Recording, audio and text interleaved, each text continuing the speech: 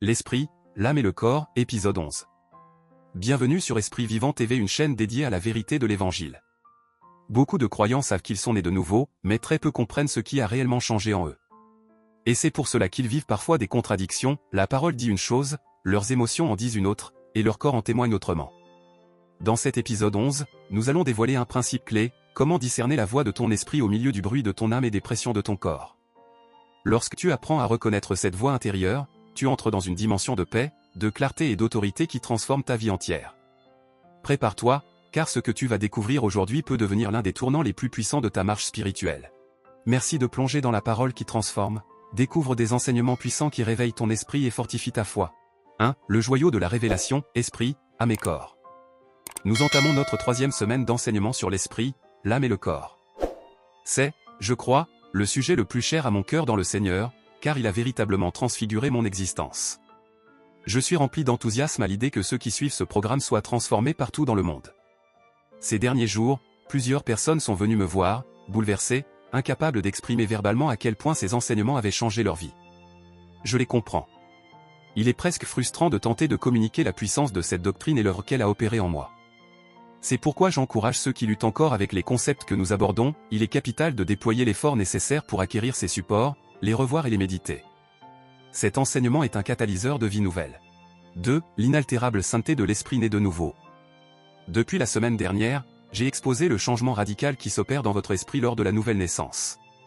Création dans la justice et la sainteté, selon Ephésiens 4 verset 24, notre esprit est créé dans la justice et la véritable sainteté.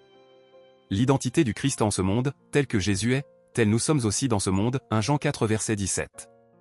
Un seul esprit avec le Seigneur, celui qui s'unit au Seigneur est un seul esprit avec lui, 1 Corinthiens 6 verset 17, devenant identique en esprit à Jésus, car l'esprit de son Fils a été envoyé dans nos cœurs, criant, Abba, Père.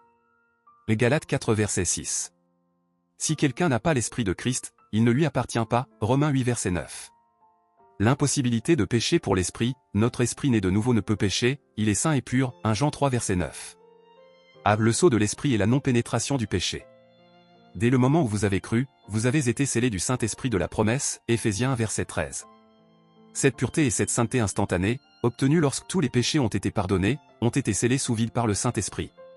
Si en tant que chrétien, vous commettez un péché, cette transgression pénètre votre corps physique et offre à Satan une brèche dans le domaine physique.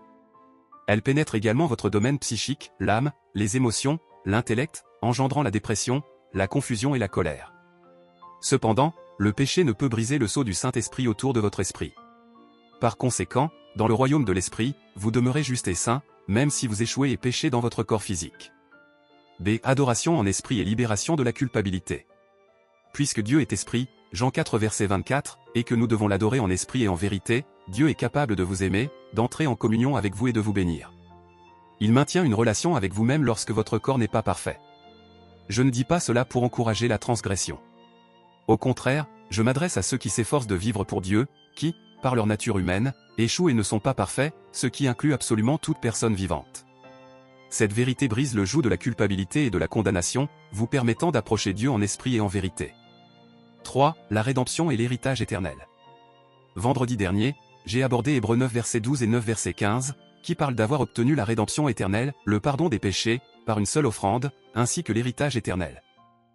Le contraste des alliances et le sacrifice unique. Si l'on considère le contexte intégral de l'épître aux Hébreux, écrite pour aider les croyants juifs à passer de l'ancienne à la nouvelle alliance, le contraste est frappant. Ancienne alliance, chaque péché nécessitait un nouveau sacrifice, un écoulement constant de sang d'animaux, car il n'était qu'une ombre de la réalité et ne pouvait jamais ôter les péchés. Nouvelle alliance, un seul sacrifice pour les péchés a traité votre être pour toujours où les péchés passés, présents et même futurs ont été pardonnés. Ce point est répété 5 fois dans le chapitre 9 pour renforcer la distinction. B. La purification céleste et l'oblitération du péché. Hébreux 9 versets 23 et 24 explique, il était donc nécessaire, d'une part, que les copies des choses célestes fussent purifiées par ces sacrifices à animaux, et, d'autre part, que les choses célestes elles-mêmes le fussent par des sacrifices plus excellents que ceux-là. Car Christ n'est pas entré dans un sanctuaire fait de main d'homme, image du véritable, mais dans le ciel même, afin de comparaître maintenant pour nous devant la face de Dieu. Le tabernacle et le temple ancien n'étaient que des symboles. Les réalités célestes ont été purifiées par le sang de Jésus. Le Christ ne se l'offre pas souvent, Hébreux 9 versets 25 à 26, ce n'est pas non plus pour s'offrir lui-même plusieurs fois, comme le souverain sacrificateur entre chaque année dans le sanctuaire avec du sang étranger, autrement, il aurait fallu qu'il eût souffert plusieurs fois depuis la création du monde. Mais maintenant, à la fin des siècles, il a paru une seule fois pour abolir le péché par son sacrifice. Un seul sacrifice pour toutes les époques, l'ancienne alliance nécessitait des sacrifices constants. La nouvelle alliance, par contre, repose sur un seul sacrifice pour les péchés, pour toutes les époques. Hébreux 9 versets 27 à 28, et comme il est réservé aux hommes de mourir une seule fois, après quoi vient le jugement, de même Christ, qui s'est offert une seule fois pour porter les péchés de beaucoup, apparaîtra sans péché une seconde fois à ceux qui l'attendent pour leur salut. C'est la perfection éternelle et l'absence de conscience du péché. Continuons dans Hébreux, chapitre 10, qui poursuit la même pensée, la loi, qui possède du nombre des biens à venir, et non l'exacte représentation des choses, ne peut jamais, par les mêmes sacrifices qu'on offre sans cesse chaque année, amener les assistants à la perfection. Autrement, n'aurait-on pas cessé de les offrir, parce que ceux qui rendent ce culte, étant une fois purifiés, n'auraient plus eu aucune conscience de leur péché?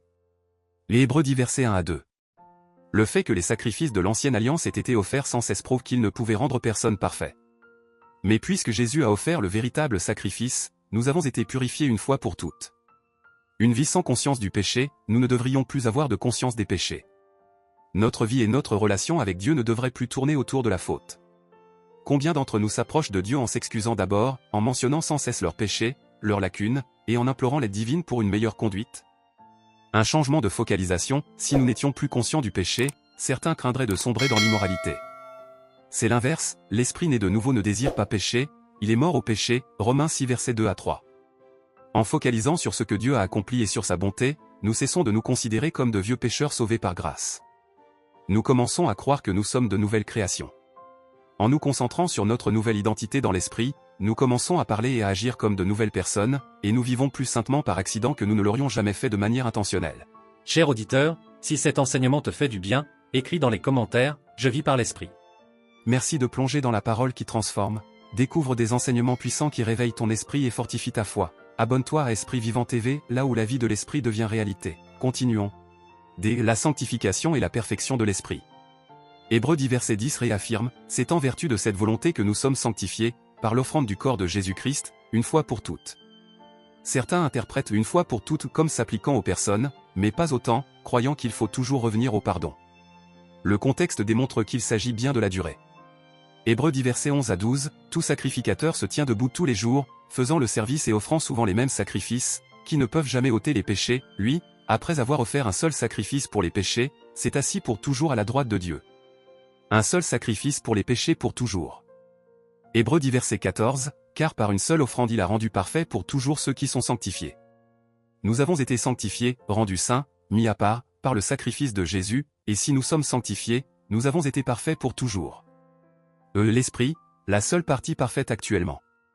C'est ici que la compréhension de l'esprit, l'âme et le corps devient cruciale. Le déséquilibre, lorsque nous nous regardons dans le miroir ou examinons nos pensées et nos émotions, nous voyons des imperfections. Comment la Bible peut-elle dire que nous sommes parfaits pour toujours? La perfection spirituelle, ce n'est pas notre corps qui a été perfectionné, il doit encore être changé en un corps glorifié, 1 Corinthiens 15, ni notre âme, notre esprit ne connaît encore qu'en partie, 1 Corinthiens 13. C'est notre esprit qui a été sanctifié et rendu parfait pour toujours. L'esprit des justes rendu parfait, Hébreux 12 versets 22 à 23 confirme, mais vous vous êtes approchés, de la Jérusalem céleste, et des esprits des justes parvenus à la perfection. C'est notre esprit qui est rendu parfait. Votre esprit est aussi complet aujourd'hui qu'il le sera dans l'éternité. Si vous pouviez saisir par la foi cette réalité spirituelle que dans l'esprit, vous êtes identique à Jésus, sanctifié et rendu parfait pour toujours, votre perspective changerait totalement.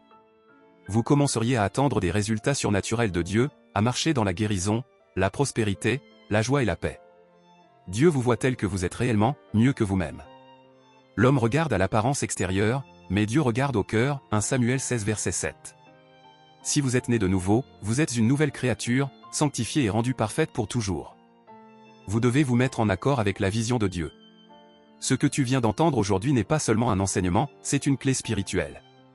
Quand tu apprends à reconnaître la voix de ton esprit, tu n'es plus dominé par les fluctuations de ton âme ni par les limitations de ton corps. Tu deviens stable, ferme, aligné, parce que tu marches selon la vérité et non selon tes sensations. Souviens-toi, ton esprit est la partie de toi qui est parfaitement en communion avec Dieu.